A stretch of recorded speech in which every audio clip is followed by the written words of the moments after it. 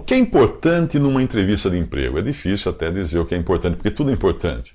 Por exemplo, se você chegou ali indicado por alguém, esse alguém que indicou você pode ter um papel decisivo na sua contratação, ou não. O currículo também é importante, pois você não teria chegado à entrevista se o seu currículo não tivesse passado numa pré-seleção. Até o humor do entrevistador pode contar, e a ordem, a sua ordem na fila, né, também pode contar pontos. Alguém que esteja sendo entrevistado num momento ruim para o entrevistador vai se dar mal. Não por culpa sua, mas porque o entrevistador está cansado ou com pressa, não aguenta mais. Mas a ordem das entrevistas também pode ser favorável ao seu candidato anterior a você, que entrou antes de você, foi um desastre. Aí você vai brilhar, vai parecer muito melhor aos olhos do entrevistador, que vai comparar você com o anterior. Falar muito de si mesmo, pode criar uma imagem de egocentrismo. Eu mesmo, quando jovem, eu me dei bem em uma entrevista de emprego. Quando eu entrei na sala do gerente, que ia me entrevistar, eu reparei que ele tinha muitos porta-retratos e quadros nas paredes com fotos dos filhos. Eu só consegui perguntar, são seus filhos? Daí em diante, ele tomou a palavra e só falou dos filhos. Depois acabou emendando o assunto para explicar a minha função na empresa e eu fui contratado. Ele gostou, acho que, da minha conversa. O bom mesmo é falar em etapas, como em uma entrevista para um jornalista. Você responde as perguntas, agrega algum comentário inteligente e então faz uma pausa, aguardando a próxima pergunta. Marketing pessoal é importante? É importante. Mas é importante entender também que ele é um conjunto de ações que você trabalha bem antes de chegar na entrevista de emprego. Essas suas capacidades que você tem, você vai trabalhar para fazê-las casarem-se com as necessidades da empresa, serem adequadas àquelas pessoas e àquela função que você pretende atender. Não é muito diferente o marketing pessoal do processo de desenvolvimento e venda de um produto, de uma marca. Eu diria até que o marketing pessoal é muito mais difícil do que o marketing de produto, porque um produto com defeito você tira do mercado e substitui por outro. Mas não é possível você fazer isso quando o produto é você, né? Apesar de o marketing pessoal poder ser aplicado em muitas áreas da vida e dos seus relacionamentos, eu acredito que o maior interesse hoje no marketing pessoal esteja justamente na aplicação dele na carreira.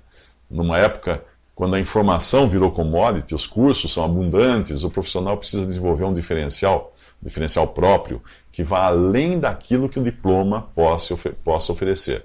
É aí que entra o marketing pessoal. Se você estiver competindo em condições de igualdade com outro candidato, qualquer coisa que você agregar ao seu produto, pessoa, pode ajudar. Pode ser a embalagem, a sua parte visual, que melhora a sua aparência, a comunicação que permite você falar com mais clareza suas ideias, a linguagem corporal que ajuda você a enfatizar uma fala, o encantamento que você consegue criar no seu entrevistador. Mas é bom lembrar que tudo isso é o glacê do bolo. Isso só é importante depois que existe um bolo embaixo desse glacê, depois que ele perceber que existe esse bolo, que é tão competente quanto aquilo que ele gostaria de encontrar ali. Se faltar o trabalho de base, que é o desenvolvimento das suas competências, esse glacê todo vai escorrer diante do primeiro desafio que a empresa colocar na sua frente. A ideia de que marketing pessoal também seja autopromoção é um equívoco. Ao contrário, quanto menos você se promover e quanto mais você criar condições para que as outras pessoas promovam você, melhor será o seu marketing pessoal. Uma pessoa com uma boa estratégia de marketing pessoal sabe valorizar o próximo, sabe ajudar o próximo. A promoção ou a propaganda virá naturalmente. É o outro que vai se sentir constrangido, né, ou na obrigação até de promover você, caso ele tenha sido promovido por você. O marketing pessoal, porém, não vai compensar um currículo fraco. Não. Porque o marketing pessoal não é só a parte visível, a parte audível, né? A construção toda da sua pessoa vale na hora de você ser contratado. Eu estou falando aqui daqueles que têm, quando você fala de uma pessoa que consegue aparecer, mas não tem competência nenhuma. Esse é o que não fez realmente o marketing pessoal. Ele só fez propaganda de si mesmo. Eles fazem aquela promoção desenfreada da imagem, mas logo que o mercado descobre a sua incompetência, o tiro sai pela culatra. Todo esforço com propagação, com divulgação da imagem, só fez com que as pessoas ficassem sabendo que ele é um incompetente. Uma marca ruim, pouco promovida, ainda tem chances de ser melhorada. Mas uma marca ruim, muito conhecida, vai morrer assim, vai acabar desse jeito. As pessoas pensam também que gente tímida não tem chances de emprego, é mais difícil e tal. Mas isso depende da área que você vai atuar. Um dos melhores vendedores de seguros da história dos Estados Unidos era tão tímido que quando pediram a ele para fazer um discurso em público, ele fez, só que escondido atrás da cortina do palco. O nome dele era Ben Feldman, e a aparência não ajudava também, ele era baixinho, gordinho e careca. No entanto, a sua timidez formava uma composição tão harmoniosa com as outras características que ele tinha, que as pessoas adoravam ele, se deixavam encantar por ele, e compravam o seguro dele. E aí ele vendia mais do que os outros, que tinham outras qualidades que não valiam tanto naquela profissão. Como você vai fazer para indicar o entrevistador que você é a pessoa mais adequada ao cargo ou à função? Primeiro, perguntando sobre a função que você vai exercer ali. É a melhor maneira de você mostrar interesse e vontade de trabalhar. Evite falar mal de outros empregos onde você passou. Né? Não fale, porque o entrevistador sabe que a sua empresa, a empresa dele, né, do entrevistador, pode acabar entrando na lista das empresas das quais você fala mal no dia que você for demitido. Ele não vai querer isso.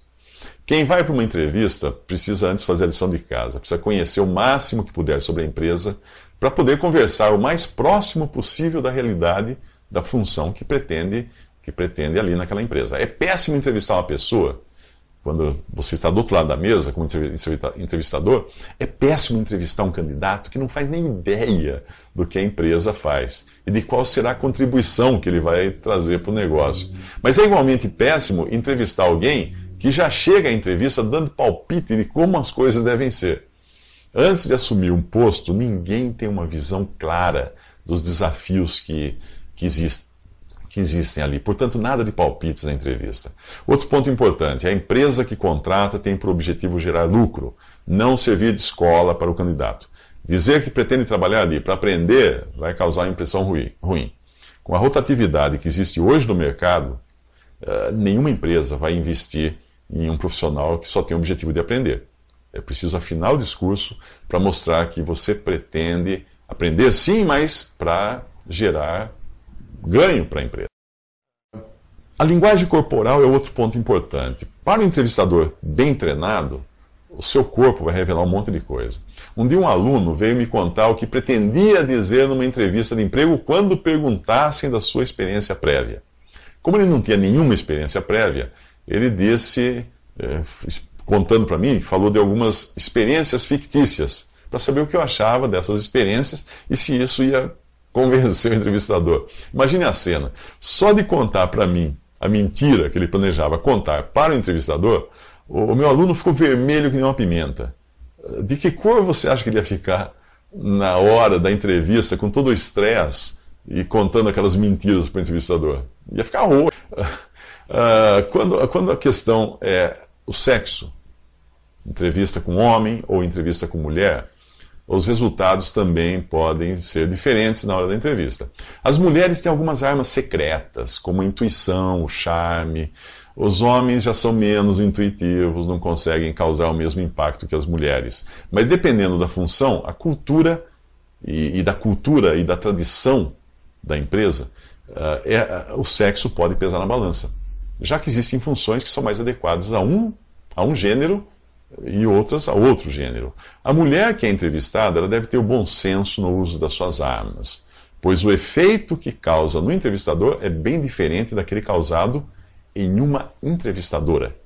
Eu acredito que o número de profissionais do sexo feminino seja maior nas áreas de recursos humanos. Portanto, é bom que a mulher, ao ser entrevistada, seja flexível na forma de se apresentar. Talvez ela passe por uma entrevistadora do RH e depois por um entrevistador da área a qual se candidatou.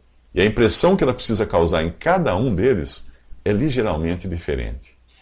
As redes sociais podem ajudar você a conseguir uma vaga, um emprego, se você souber utilizar as redes sociais.